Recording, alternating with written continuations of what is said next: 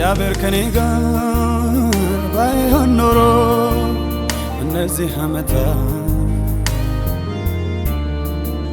በክንዱ ደግፎ ባያሻግረኝ ክፉዎቹን ቀናት አጠገቤ ቆሞ ባያበረታኝ በነውጡ ሰዓት ሕያው ሳለሁ